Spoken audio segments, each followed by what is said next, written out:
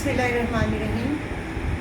آج کل ہم نے دیکھا کہ جو ہماری ینگ جنریشن ہے، ہمارے بچے اور بچیاں، ان میں جو ایک بہت بڑا پرابلم آ رہا ہے وہ مینٹل ہیلتھ کا آ رہا ہے کہ ان کی مینٹل ہیلتھ جو ہے وہ بہت تیزی سے ڈیمیج ہو رہی ہے۔ اور میں سمجھتی ہوں کہ اس کا ایک سبب جو ہے، ایک وجہ جو ہے وہ سوشل میڈیا بھی ہے، کیونکہ کچھ ریلز میری نظروں سے گزری اور میں بہت حیران ہوئی دیکھ کر کہ ہر دوسرا بندہ آپ کو یہ سمجھا رہا ہے، یہ بتانے کی کوشش کر رہا ہے کہ اگر آپ کے لائف پارٹنر کے ساتھ انڈرسٹینڈنگ نہیں ہو رہی، اگر وہ آپ کو ٹائم نہیں دے رہا اور اگر آپ کی اس سے سمجھ نہیں آ رہی تو آپ اس کو چھوڑ دیں، یہ آپ کی زندگی ہے، آپ اپنی زندگی کا ریموٹ کنٹرول کسی اور کو نہ دیں، اور اس طرح کی بہت ساری باتیں۔ تو جب میں نے اس طرح کی ویڈیوز دیکھی تو میں خاموش نہیں رہ سکی، اور میں نے سوچا کہ میری ذمہ داری ہے کہ میں اپنی بیٹیوں کو، اپنی بہنوں کو ایز اے اسکالر کچھ بتا سکوں۔ ہو سکتا ہے کہ کسی کو میری بات سمجھ نہ آئے اور ایگری نہ کریں، لیکن اگر 1000 میں سے کسی ایک کو بھی میری بات سمجھ میں آ جائے تو میرے لیے بہت بڑی بات ہے، میرے لیے اتنا بہت ہے۔ ایک بات تو میں اپنے بچوں سے یہ کہنا چاہوں گی، بیٹا یہ جو زندگی ہے نا، یہ جو شادی آپ نے کی ہے، یہ کوئی مذاق نہیں ہے، یہ اللہ اور اس کے رسول کو حاضر ناظر جان کر آپ نے یہ عہد کیا ہے، یہ کمٹمنٹ کی ہے، اور آپ نے اس کو نبھانا ہے۔ یاد رکھیے کسی کی بھی زندگی پرفیکٹ نہیں ہوتی، چاہے شادی آپ اپنی مرضی سے کریں یا شادی ارینج ہو، کسی کی بھی زندگی پرفیکٹ نہیں ہوتی۔ اس میں کوشش کرنی ہے، اس میں ایفرٹ ڈالنی ہے، اور میں بیٹیوں سے یہ بات کہوں گی کہ بیٹا کوئی بھی چیز ناممکن نہیں ہوتی۔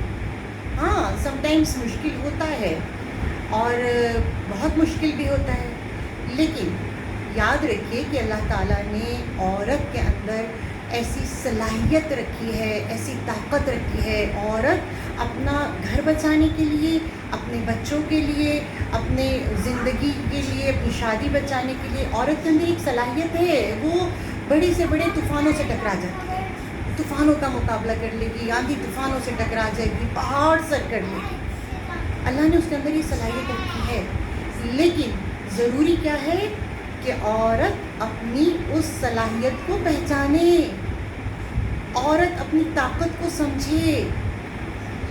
دیکھیں، کوشش کیا کریں کہ جب آپ اپنا کیتھارسس کریں نا، امپورٹنٹ یہ ہے کہ آپ کن لوگوں کے ساتھ اپنا کیتھارسس کرتے ہیں۔ اگر وہ لوگ جو آپ کے سراؤنڈنگ میں ہیں، آپ کے آس پاس رہتے ہیں، جن کے ساتھ آپ کا اٹھنا بیٹھنا ہے، اگر وہ پازیٹیو مائنڈ کے ہیں، اگر وہ پازیٹیو نیچر کے ہیں، تو دیکھیں خود بخود آپ کے اندر پازیٹیو وائبس آنا شروع ہو جاتی ہیں، خود بخود۔ یہ ایک جو ہمارا ذہن ہے نا، اس کے سامنے جیسی بات کی جاتی ہے یہ اسی طرح کے سگنل ریسیو کرنے لگتا ہے۔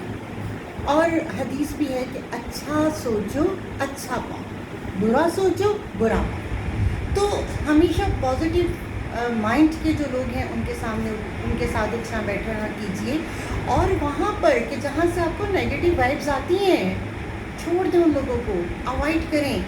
اگر وہ آپ کے گھر میں بھی، آپ کے اطراف میں بھی رہتے ہیں تو ان کی باتوں کو اہمیت مت دیجیے۔ اگر ان کے ساتھ کوئی مسئلہ ہے تو ان کا معاملہ خدا کے ساتھ ہے، ان کے خدا کے ساتھ ہے۔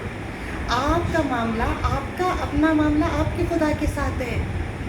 ہم کیوں کسی کی وجہ سے اپنی زندگی کو خراب کریں؟ اپنی زندگی خراب نہ ہونے دیں، اپنی مینٹل ہیلتھ کو کسی بھی قسم کی نیگیٹیوٹی کی وجہ سے خراب نہ۔ میں اکثر اپنی بچیوں سے ایک بات کرتی ہوں، میں بیٹیوں سے ایک بات کرتی ہوں، اور وہ یہ کہ جب میں کسی بیٹی کے بارے میں سنتی ہوں کہ کچھ ایشوز آ رہے ہیں پارٹنر کے ساتھ، لائف پارٹنر کے ساتھ ایڈجسٹمنٹ میں کوئی ایشوز آ رہے ہیں، گھر میں ایشوز آ رہے ہیں، تو میں ہمیشہ کہتی ہوں کہ بیٹا دیکھو، یہ جو مشورے ہوتے ہیں نا، یہ مشورے کبھی بھی اپنی ہم عمر دوستوں سے مت کرو۔ بچیاں سمجھتی ہیں کہ ہم اپنا جو دکھ شیئر کر رہے ہیں یہ اپنی فرینڈ کے ساتھ وہ ہمیں اچھی طرح سے جانتی ہے، وہ ہمیں اچھی طرح سمجھتی ہے. تو میں ہمیشہ ایک بات کہوں گی کہ کبھی بھی ان چھوٹی بچیوں سے جو آپ کی ایج فیلو ہیں ان کی زندگی کا ایکسپوجر اتنا نہیں ہے. ان کو ہو سکتا ہے کہ جس طریقے سے جو بڑے دیکھ رہے ہوتے ہیں، جو ان کا ویژن ہوتا ہے، بچیوں کی سوچ، بچوں کا ویژن وہاں تک نہیں پہنچتا.